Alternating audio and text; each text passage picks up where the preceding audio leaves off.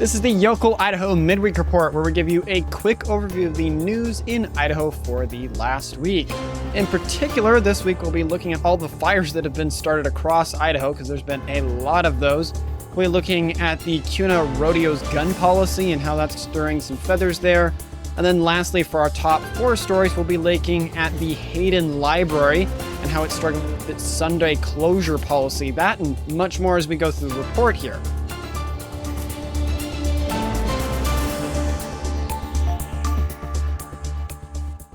Now, starting off here, Idaho is facing a fierce wildfire season. We kind of had a slow warm up to it, but we're getting it now with multiple blazes erupting across the state this last week. Some of the most notable ones, number one, is the Paikka fire north of Emmett, which has scorched over 153,000 acres across Gem, Payette, and Washington counties, which is not good at all. That area is very pretty if ever been. It's over towards the Sweet area.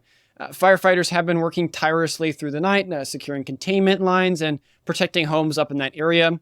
But then coming down a little bit further south, the jump fire near Marsing, believed to be sparked by a lightning strike that most of these have, has been contained, thankfully. This surge of wildfires is partly due to a lot of the lightning strikes. We had a thunderstorm last week that kind of caused a lot of them. To be exact, it caused 25 fires across the state here in Idaho. So we didn't have a lot. Oregon had a bunch of them, and then we caught up to them rather quickly.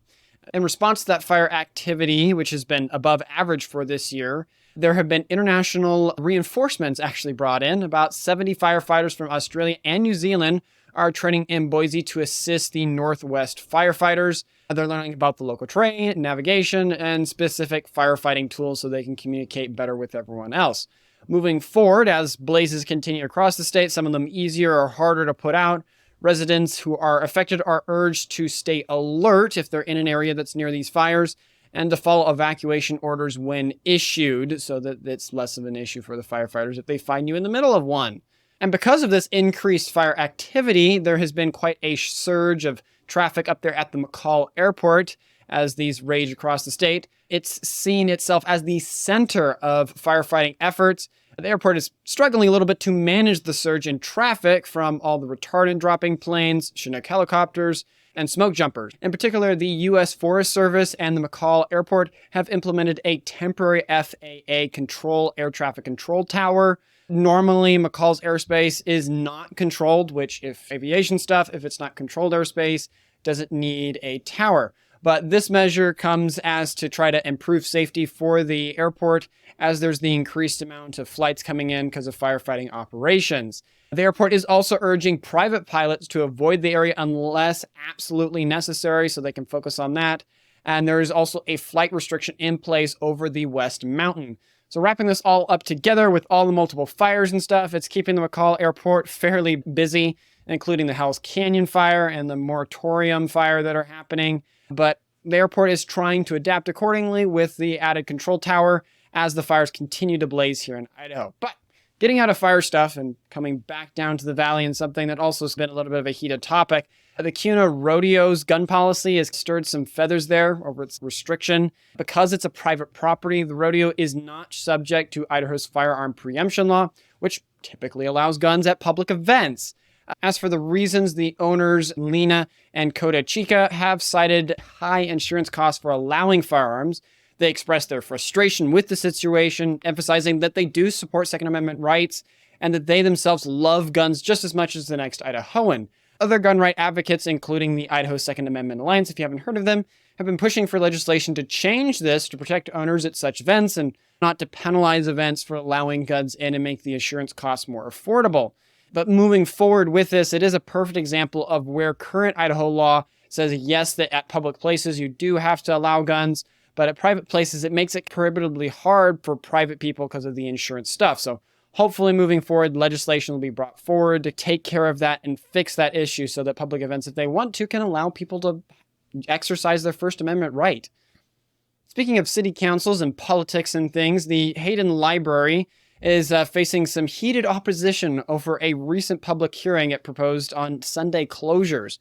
While the library board cited financial reasons for the decisions, some of the residents there felt that it was being a little bit dishonest, suspecting that religious motives were behind the move. But if we go and look at what happened at the meeting, there were some emotional arguments from community members who felt the closure contradicted the library's mission. Some recalling a similar event last year that almost caused a civil lawsuit because the library originally wanted to close on Sunday, but then they were going to hit with a lawsuit if they did and blah, blah, blah, whatever. So they pulled back. But now they've said, no, we wanted to do it for that reason, but we're not doing that for now. We're doing it out of financial reasons. Some other critics have also questioned why Sunday was chosen over other days, demanding transparency from the board.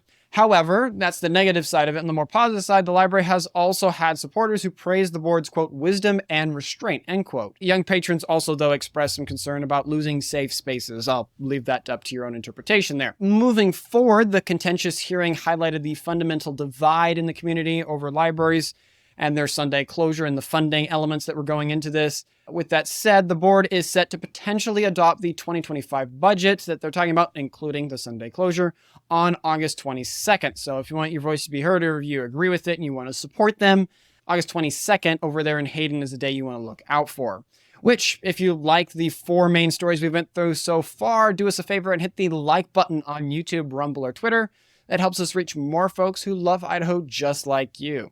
Now, speaking of money things and staying up north, the Coeur d'Alene City Council has unanimously approved a $139.4 million expenditure cap for 2024 to 2025 fiscal year, setting the stage for a public hearing on September 3rd. As for the details of that budget, while the budget includes a potential 4% tax increase, city officials emphasize that the actual tax bills may not rise significantly due to the growth revenue and other factors. Basically, we're growing. So yes, that's the budget and it will increase taxes, but so many more people will come in, it will wash out the added expenditures. Particularly being voiced by the city's finance director, Katie Embern, stressed that the growing population could help distribute the tax burden. However, with the new growth and revenue declining, the council faces the challenges of meeting financial demands without overburdening the taxpayers. So wanting to grow and stuff. Councilwoman Christy Wood suggested focusing on additional tax revenue on public safety. The budget prioritizes essential services with significant allocations for police, fire, and streets. But moving forward with this budget being passed, the council will need to try very hard to balance the fiscal responsibility with the community needs, which is always a double-edged sword, which you can help them with if you're involved in your local community. And also talking about one other city council's budget and stuff, the 2 big ones up north there, Post Falls. Post Falls City Council has set the stage for a budget hearing on August 20th, focusing on the fiscal year 2025 plan. The details of that is that the city's kind of grappling with some growth and infrastructure needs. The council faces the challenges of balancing, there again, just like the past one, necessary expenditures with fiscal responsibility. The upcoming hearing will scrutinize fees and compare current and past budgets. So if you're curious if they're going over budget or what they're doing, probably go to that meeting. That'll help you there. The significant transportation projects totaling about $595.4 million are on the horizon for the region, including crucial safety improvements and congestion reduction measures. In conclusion with all that, Mayor Ron Jacobson and the council will hopefully prioritize the will of the people, aiming to ensure that tax dollars are spent wisely in projects that genuinely benefit the community. And you can do that through being there and being involved with it. One such thing that might actually need some money is the Pleasant View interchange upgrade that's been talked about up there. And bouncing back to Coeur d'Alene here, the U.S. Department of Education's Office for Civil Rights has launched an investigation into alleged sexual-based discrimination in the Coeur d'Alene School District. As for the details of why this is, the probe was initiated by a complaint from the Sandpoint resident Mark Rosemiller, focusing on a potential Title XI violation in the athletic opportunities for female students. While the investigation does not imply guilt, it requires the district to submit extensive documentation by August 8th, which, as you are listening to this, that's going to actually be later, so you can actually look at that and see what's going on there. The district has requested an extension due to staff availability, so we'll see how that plays out there. This case follows similar complaints by Rosemiller against other North Idaho districts, including a 2022 investigation on the Lake Penderile School District where some allegations were dismissed. But in conclusion, moving forward, this investigation highlights an ongoing national concern about gender and how the different sexes are being treated at schools. And speaking of the different genders that make up a family, Governor Brad Little has announced a new policy granting state employees 8 weeks of paid parental leave when welcoming a foster child into their home. The expansion, effective October 1st, 2024, aims to address Idaho's shortage of foster families. While the move benefits foster families, some critics have argued that it puts additional strain on the state's resources. However, Little has emphasized the heroic nature of foster parenting, encouraging private sector employees to offer similar benefits. So basically, yeah, I'm spending money, but it's for a good cause, which maybe it is. Major employers like St. Luke's Health System and Western State Equipment have voiced support for the initiative. Policy bills on Little's 2020 Family First Act, which introduced similar benefits for new parents after birth or adoption. Moving forward, despite the potential budgetary concerns, Little maintains this step is crucial in ensuring every child in need has a foster home. Which, if you're someone who is fostering children, or if you want your employer maybe to hear about this, please don't hesitate to share it. Your shares can help us spread the word about all the amazing stories that we've talked about so far and just how beautiful and amazing our state is. And speaking of people moving here, Boise Mayor Lauren McLean has selected Chris Dennison, who is currently the Assistant Chief of Police in Tulsa, Arizona, as the city's new police chief pending City Council approval. Because City Council, you got to go through them. You can't do anything, checks and balances. Dennison, chosen from 3 finalists, brings nearly 2 decades of experience with the Tulsa Police Department. Specifically, Mayor Lauren McLean praised Dennison's understanding of community police relations and his potential to maintain Boise's safety, with the selective process involving extensive community input, including surveys and focus groups, with over about 150,000 participants emphasizing transparency and accountability. So basically saying, hey, I went with the will of the people here. Dennison is set to replace the outgoing chief, Ron Weingard, after September 20th. Appointment follows a search that included community open houses and a selection committee of local leaders. Now, as he's settling in here, Dennison expressed the honor of joining the department and the commitment to a collaborative community policing in Boise's growing urban environment. So when he gets all settled in, it'll be interesting to see how his policies affect the crime rates and the different things going on in the Boise and the larger Treasure Valley area.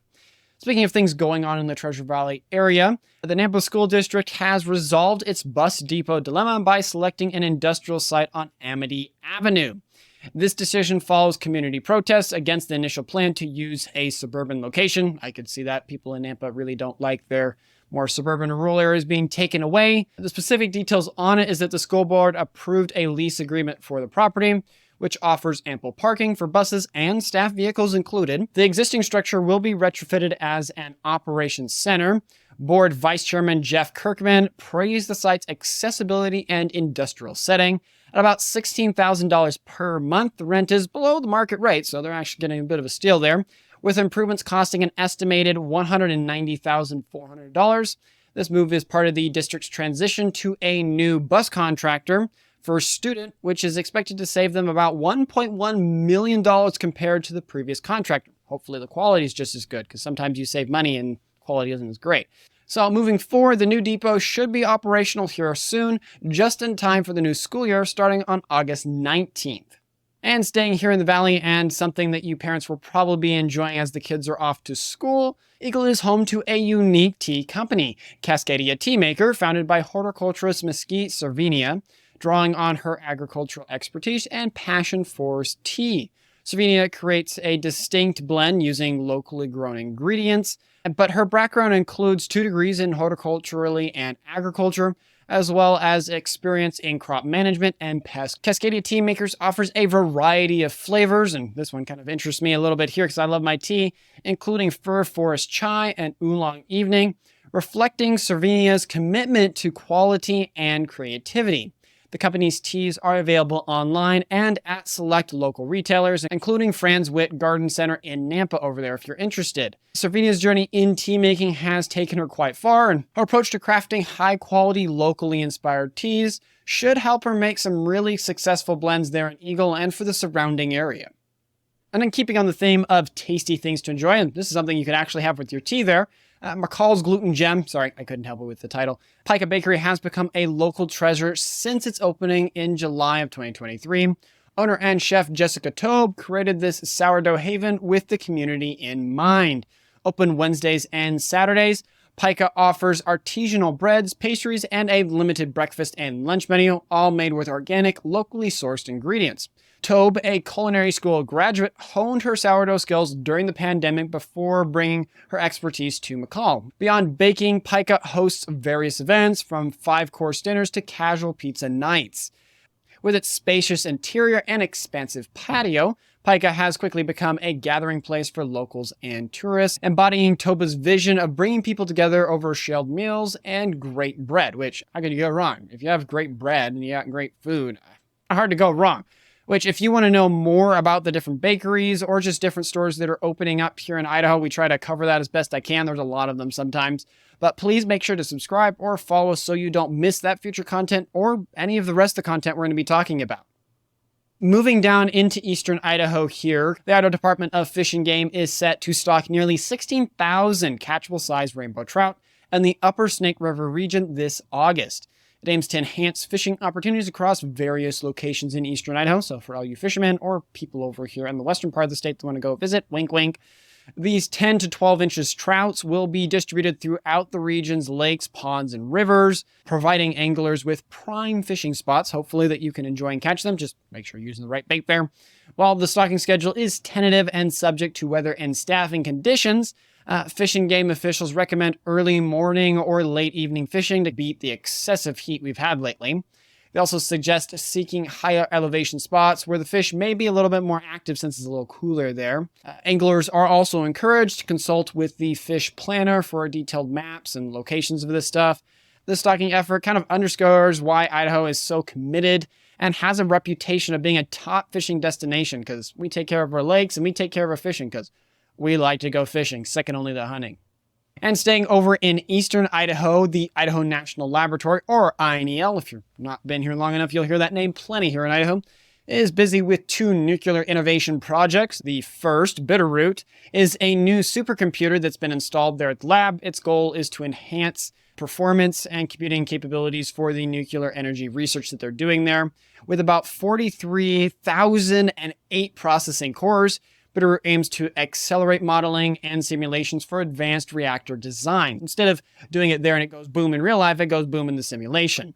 The second one, which is Marvel, is a new microreactor platform. It's going to be a test platform for the next generation nuclear technologies that they're playing with there. It's set to be installed at the Treat facility. Marvel will provide crucial experiments in microreactor design, operation, and applications. Project, which began in 2020, is now in the fabrication phase, with components being produced by industry partners. All in all, yet again, it shows that INEL is busy at work doing different things with nuclear. Most of them actually pretty cool, I would say, with the small modular, and also getting with the trends with more supercomputers, as they're trying to put nuclear forward as a better option than solar or wind, which can be really costly. In the long term, their carbon footprint actually is a little bigger. Speaking of carbon footprint, we didn't do any good on that in eastern Idaho this last week. A fire in Fairmont County in eastern Idaho has destroyed approximately 30,000 tons of hay. That's a lot of hay there. At a cattle company's feedlot near St. Anthony Sand Dunes. As for the details on that, the South Fairmont Volunteer Fire Department responded to the blaze on the afternoon of August 3rd. With support from multiple surrounding counties due to windy conditions and concerns about the fire spreading to nearby BLM land. The 7 haystacks were consumed, resulting in an estimated $360,000 to $380,000 in damages.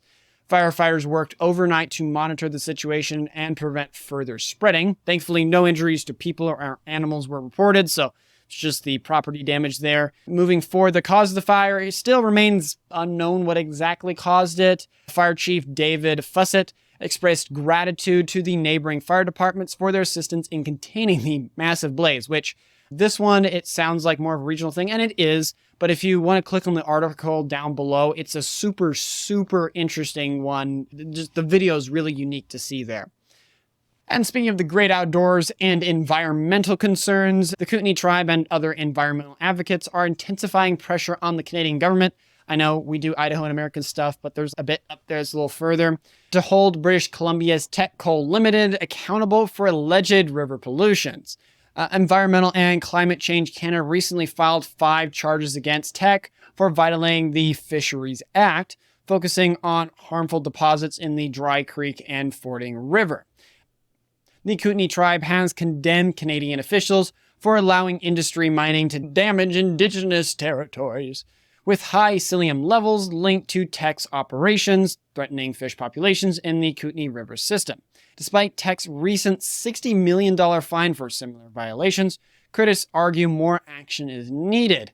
Moving forward, the case kind of highlights the ongoing tension between industrial development and environmental preservation in the region up there, with kind of the indigenous part and environmental concerns being at the forefront of the debate. I have to see how Canada handles that up there. But sadly, that brings us to the end of the episode, kind of leaving it out there on an environmental note. Thank you for listening to the entire report. I sincerely hope you found this enjoyable and valuable. And if you want to see more of our content like this, please go check out our YouTube and Substack pages, where we're releasing more and more new content as every week goes by here. Also, if we missed any important points or provided incorrect information, please feel free to reach out to us via email at lyimedia@protonmail.com or on Twitter at local Yocal Idaho. Small team we have around to cover everything, but we do our best to cover the most interesting and important stories. That's all for now, and I wish you a fantastic rest of your week. Godspeed.